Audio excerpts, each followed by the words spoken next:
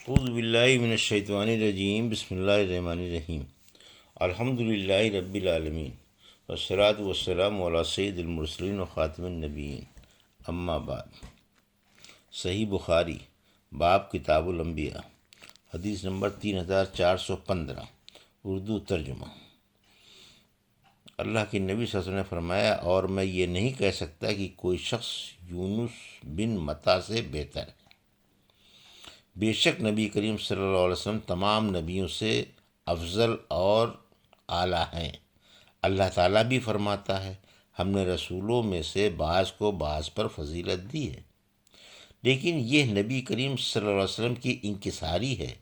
دوسری صحیح حدیثوں سے واضح ہے کہ آپ صلی اللہ علیہ وسلم تمام انبیاؤں سے افضل ہیں اور سردار ہیں، اس لیے آپ کو ان سب سے بہتر کہنا جائز ہے، مگر ادب اور احترام کے ساتھ کہ دوسرے نبیوں کی توہین نہ ہو۔ حدیث نمبر 3416، اردو ترجمہ۔ ابو ہریرہ رضی اللہ عنہ سے روایت ہے کہ نبی کریم صلی اللہ علیہ وسلم نے فرمایا، کسی کے لیے یہ کہنا صحیح نہیں ہے کہ میں یونس بن متی سے افضل ہوں۔ اللہ پاک نے سورہ اعراف میں فرمایا، ان یہودیوں سے اس گاؤں کا حال تو پوچھو جو سمندر کے کنارے پر آباد تھا۔ جب یہ لوگ سنیچر کے دن کے بارے میں حد سے آگے بڑھنے لگے، یعنی اس وقت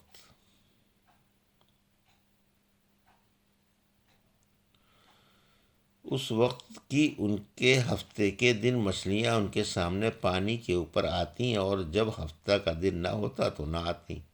اس طرح ہم ان لوگوں کو ان کی خواہش کے سبب آزمائش میں ڈالنے لگے، اور جب ان میں سے ایک جماعت نے کہا کہ تم ایسے لوگوں کو کیوں نصیحت کرتے ہو جن کو اللہ تعالیٰ ہلاک کرنے والا یا سخت عذاب دینے والا ہے، تو انہوں نے کہا، اس لیے کہ تمہارے رب کے سامنے دلیل کر سکوں، اور عجب نہیں کہ وہ پرہیزگاری اختیار کر لیں۔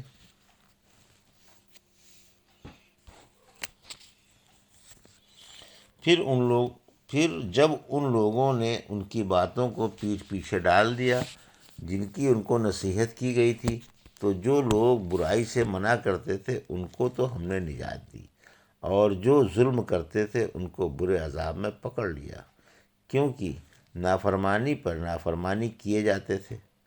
مقصد یہ کہ جن برے کاموں سے ان کو منع کیا گیا تھا وہ ان پر اصرار اور ہمارے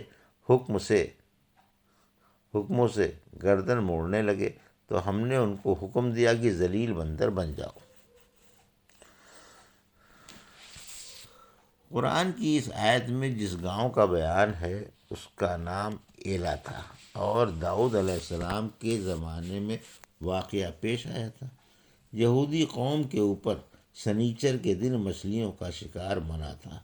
ادھر اللہ تعالیٰ نے اس قوم کو آزمائش میں ڈالا، چنانچہ سنیچر کے دن مچھلیاں سب سے زیادہ دکھائی پڑتی تھیں، اور باقی دنوں میں کچھ نہ دکھائی پڑتی، چونکہ سنیچر ہی کو مچھلیاں دکھائی دیتی اور اسی دن شکار بھی حرام تھا، اس لیے ہیلے سے ان مچھلیوں کو سنیچر کے دن کسی نالے میں بند کر دیتے، اور دن بیت جانے کے بعد پکڑ کر خوب کھاتے۔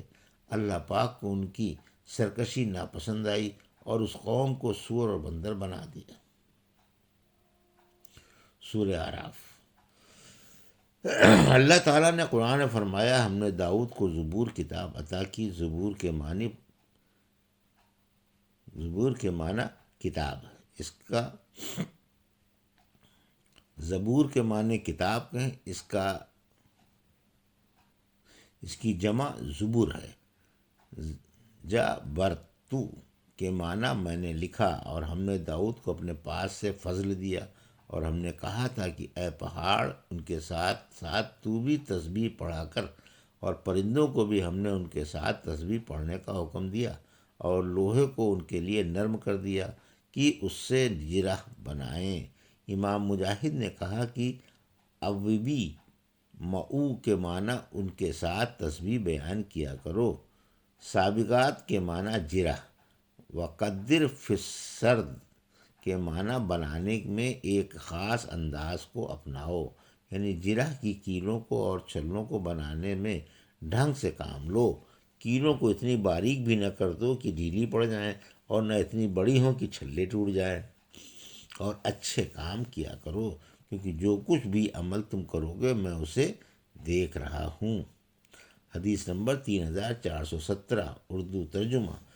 ابو ہریرہ رضی اللہ عنہ سے روایت ہے کہ نبی کریم صلی اللہ علیہ وسلم نے فرمایا، داؤد علیہ السلام کے لیے قرآن یعنی زبور کی تلاوت بہت آسان کر دی گئی تھی، چنانچہ وہ اپنی سواری پر زین لگانے کا حکم دیتے اور زین لگائی جانے سے پہلے ہی پوری زبور پڑھ لیتے تھے، اور داؤد علیہ السلام صرف اپنے ہاتھوں کی کمائی کھاتے تھے۔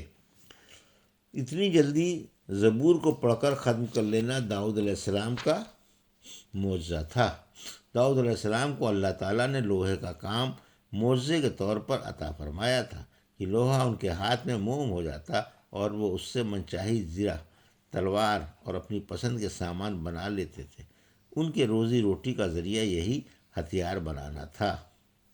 حدیث نمبر 3418، اردو ترجمہ۔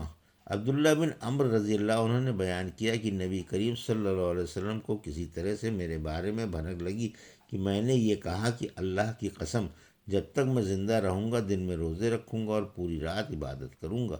تو آپ نے مجھ سے پوچھا، کیا تم نے اس طرح کہا ہے کہ میں روزانہ روزہ رکھوں گا اور رات بھر عبادت کروں گا؟ تو میں نے کہا، جی ہاں، میں نے ہی کہا ہے۔ یہ سن کر آپ نے فرمایا، تم اسے نبھا نہ سکو گے، اس لیے روزہ بھی رکھو اور بنا روزہ کے بھی رہا کرو، اور رات کو عبادت بھی کیا کرو اور سویا بھی کرو۔ تم ہر مہینے میں 3 دن روزہ رکھنے کا طریقہ بھی ثواب کے اعتبار سے زندگی بھر کے روزے جیسا ہو جائے گا۔ میں نے کہا کہ میں اس سے زیادہ کی طاقت رکھتا ہوں، اے اللہ کے رسول صلی اللہ علیہ وسلم۔ آپ نے فرمایا، تو پھر 1 دن روزہ رکھا کرو اور 2 دن بنا روزے کے رہا کرو۔ انہوں نے بیان کیا کہ میں نے پھر کہا کہ میں اس سے زیادہ کی طاقت رکھتا ہوں، تو آپ نے فرمایا کہ 1 دن روزہ رکھا کرو، 1 دن بنا روزہ کے رہا کرو۔ حضرت داؤد علیہ السلام بھی اسی طرح روزہ رکھا کرتے تھے، اور یہی روزہ رکھنے کا سب سے افضل طریقہ ہے۔ میں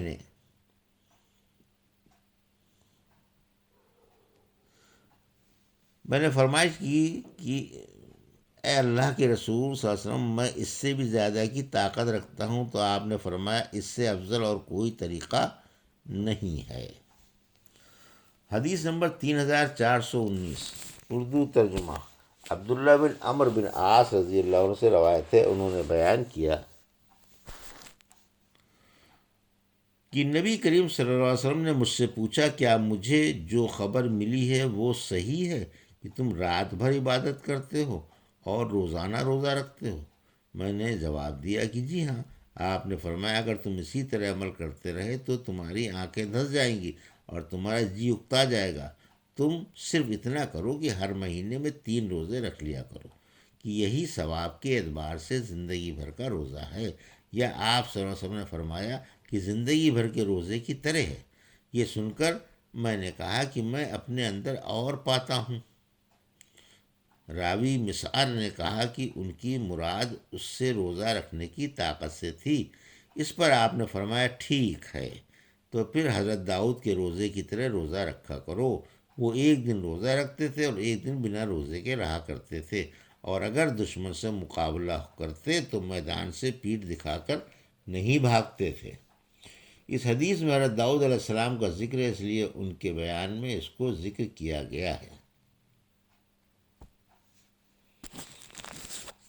یہ تھی صحیح بخاری باب کتاب الانبیاء کی حدیث نمبر 3415 سے 3419 کا اردو ترجمہ، جو ابھی آپ نے سماعت فرمایا۔